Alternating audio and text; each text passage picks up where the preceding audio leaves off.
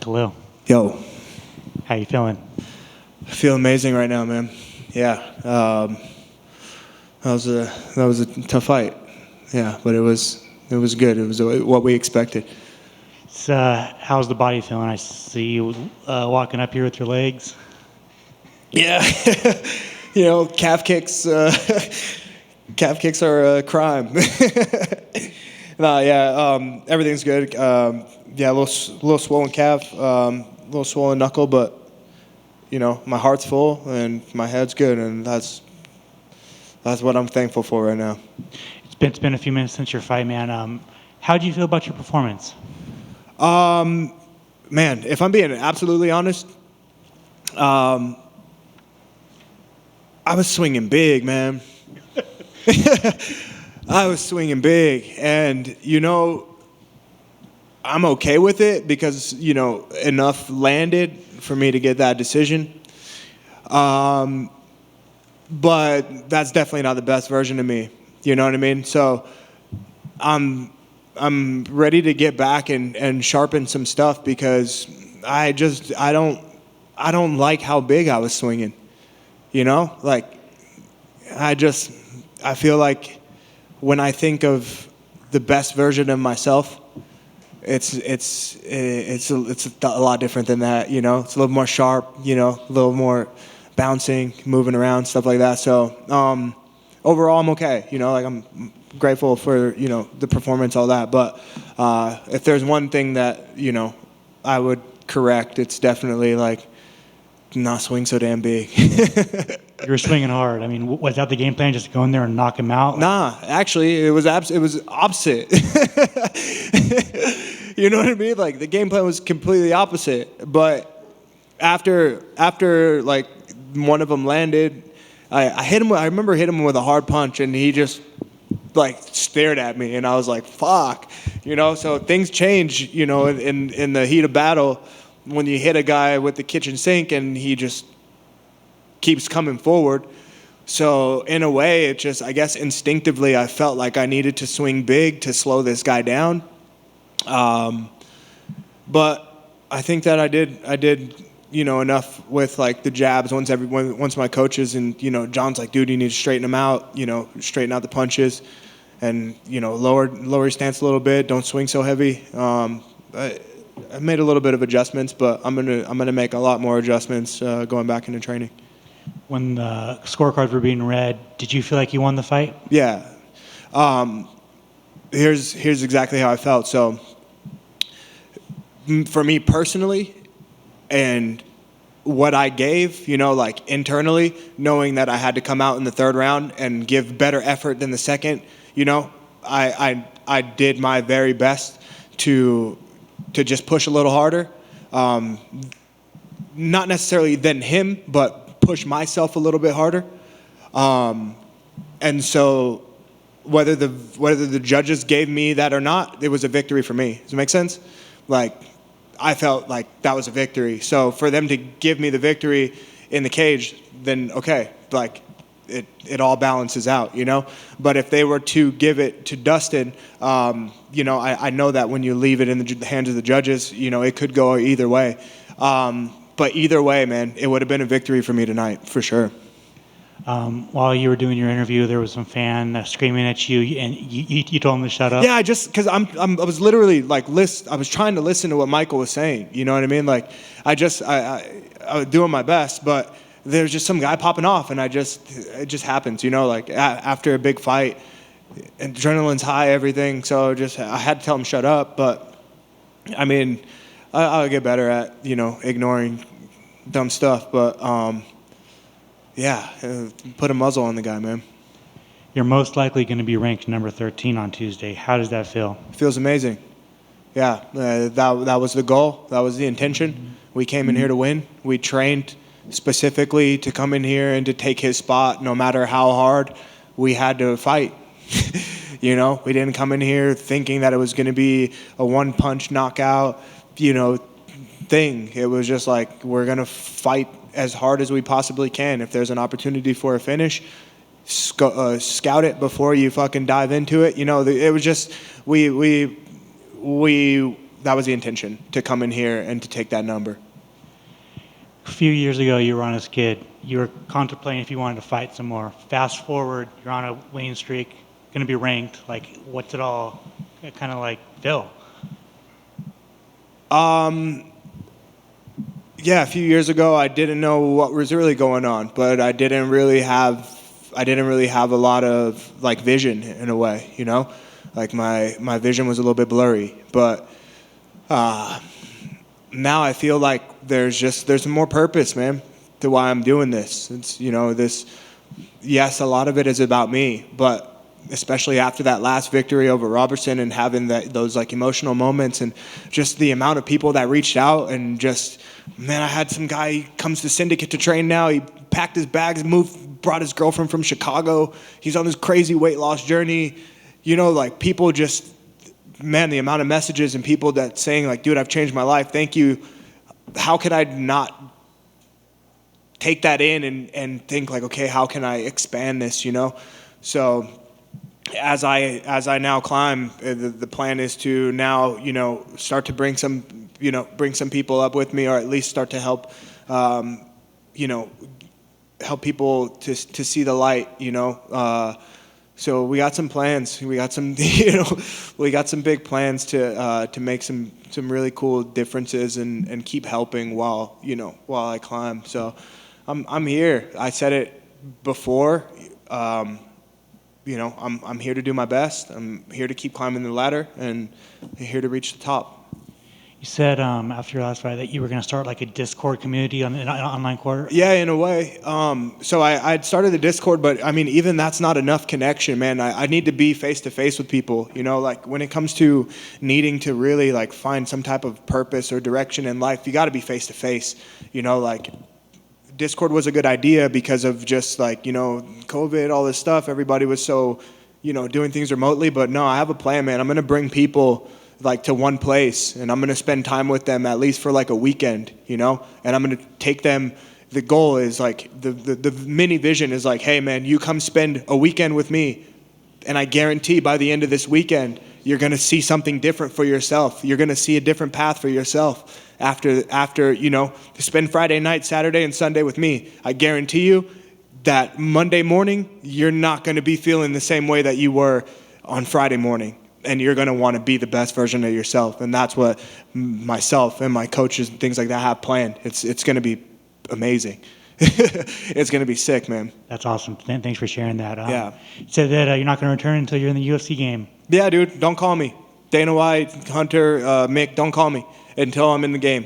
Like, don't ask me who I want to fight next or when I want to fight next. Put me in the game. Call them. Make a call. Tell EA Sports, like, dude, this guy's been in the UFC 7 years. Get him in the game. That's all I ask, man. Like, and then we can start talking about what's next and who's next. A couple non-fighting stuff. You did an interview with GQ Sports. Yeah. How was that? It was amazing. So I'm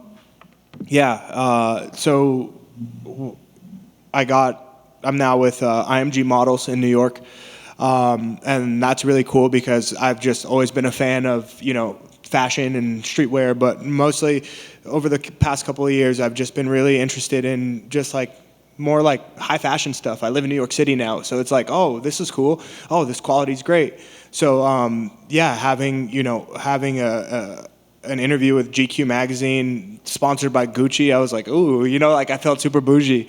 Yeah, man, that's the goal. I want to, you know, I would love to in the off season, like be able to like model campaigns, you know, like I would love for these brands to start reaching out and that be something that, you know, that I can add into just my experiences. When I'm 60 years old, I can be like, yeah, you know, I modeled this and I fought this and I was in the video game and, you know, just kind of stuff that I can take with me when this is all over because we're not going to fight forever and I'm not going to fight forever. So I want to have some things that I can take with me, you know what I mean? And these are things that would make me happy. Yeah. That's awesome. That's awesome. And finally, two other things. The fans were kind of fascinated with your that you like Love Island UK. Do you still watch it? Love Island UK? Yeah. Yeah. Yeah, I mean, I think Love Island UK is probably the best like version of Love Island there is. Like Love Island Australia is cool. Love Island USA, meh. UK is where it's at. I'm a huge fan of like London and UK, man. From the music to just the television shows, things like that. Yeah, I got love in London for sure, and I got love for London. Skepta, like he's like my idol. So, yeah, Love Island, UK. Yeah, I'm a fan, admittedly. And then finally, kind of Halloween. What's your favorite horror movie? Dude, if I'm being honest, like I'm not really a horror guy. Like shit kind of creeps me out. You know what I mean? like you know what I mean? Like I don't like being scared, especially like something jumps out at me or something. Like I don't know if that thing's gonna move. I don't like having like weird thoughts. Like if I wake up at midnight to go, pee, and I'm just like, oh, I just saw that, some demon came out of a mirror. Like that's thoughts that I really don't want to have, whether they're real or not. So I really don't watch horror, or like I really don't like fuck with Halloween like that. So, but if I had to choose, it'd probably be like Texas Chainsaw Massacre or something, because it's more like gory than it is like demonic. Yeah. Awesome. Congratulations. Thanks, man. I've just got one fun one. Another Halloween. We're really into Halloween back here right now. So, what was your favorite costume as a kid? Ooh,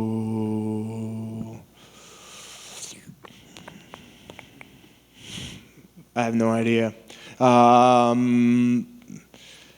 Well, it's a memory. So my best friend, when we were growing up, one of our best. My favorite Halloweens is we were pirates, and I remember like his parents turned the house into like a haunted house. People were coming trick or treating, and I just remember him and I in the front. We were maybe like 7, 8 years old, just like fighting, with our swords, and like we were like, oh, I'm gonna defend the yard, and we're like climbing the wall, and I was like, yeah, I'm gonna conquer, just like that moment, that memory with my old best friend.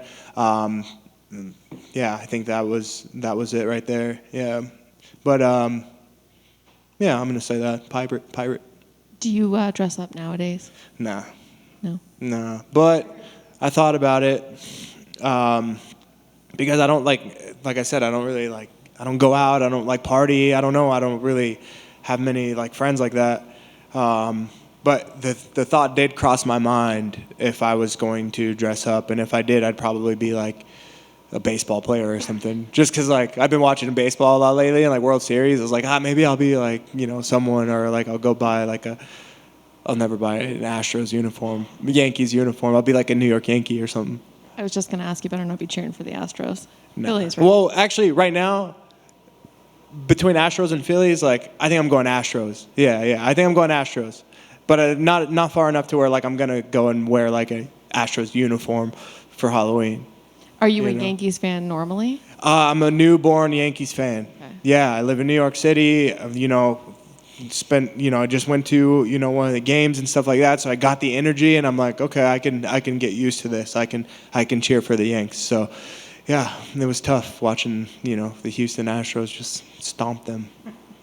Yeah, I'm not gonna hold it against you that you're a Yankees fan and you're cheering for the Astros. I'll just pretend you said the Phillies.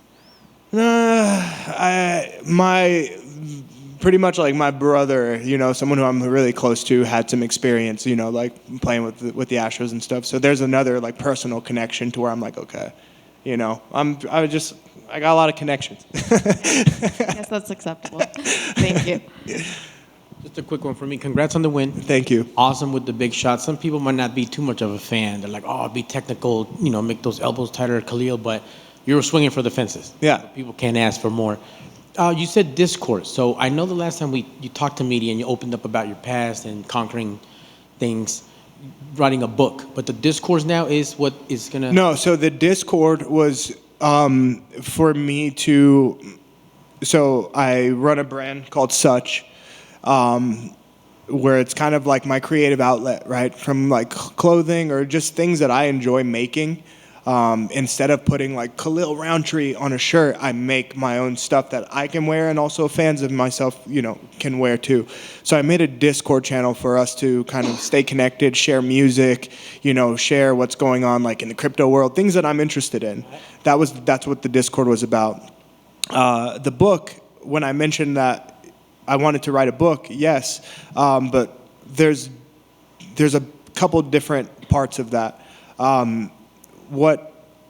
What I've been working on personally and what I've worked on in the past is the story. It's a graphic novel, right? And there's a character, and it kind of ties into my life story. But after I mentioned that, I had a bunch of people reach out to me like, hey, we're down to help you write this book. So, after thinking about it, I don't think that now's the time. I still have some time to continue to, win fights and go through this battle. I mean, I can start it,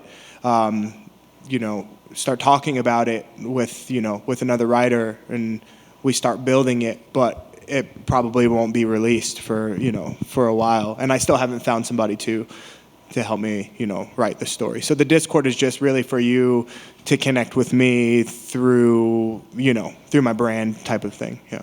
Excellent. Thank you, sir. Shout out to Such, and congrats on the big win. Thank you. So what you're saying is you're more into romantic comedies. Is that more your movie? Nah, man, I'm a psychological thriller, crime drama. Yeah. So real life thriller stuff. That's almost as scary Yeah. as like the demonic stuff. Nah, not even close. So you like that Dahmer stuff? I actually haven't watched that. Yeah, no, I haven't watched that. Let's see. What can I? There's a show on Amazon Prime, Prisoners of War. Sickest show on television. It's Israeli. I have to go check it out. It's amazing. It's all subtitled, but I'm telling you, it's the best show. And like the story behind it is it's crazy. I dig it. You watch that show and you'll be like, okay, I get it. I know what type of shows he likes. Yeah. I dig it. You're sort of criticizing your big shots that you were throwing out there, but from the beginning to the very end, it didn't look like you lost any speed and you lost any strength. So you could definitely tell like you had done the work. So even in that you were criticizing that you were throwing the big shots, maybe you weren't throwing the combos that you want.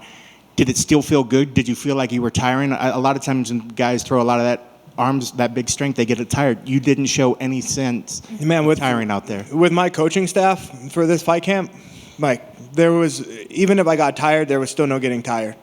You know what I mean? Like these guys worked me, like from, doing stuff with John Wood and Billy at Syndicate MMA, doing my primetime performance with Lorenzo. Like, dude, these guys are dedicated to me and making sure that I get the best work. And so there's no holding back. So like I can throw big shots, but and like not get tired because of like all of the work that we put in collectively.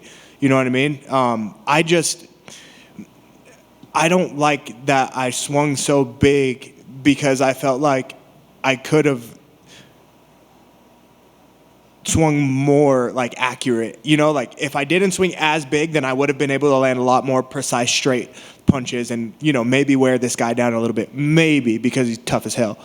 But that it's just personal critique, you know what I mean? Like overall, man, I'm happy. Like it is what it is, you know what I mean? But you guys are going to definitely see a different version of me next time. Don't expect to see me come out here and like swinging all big like that. No.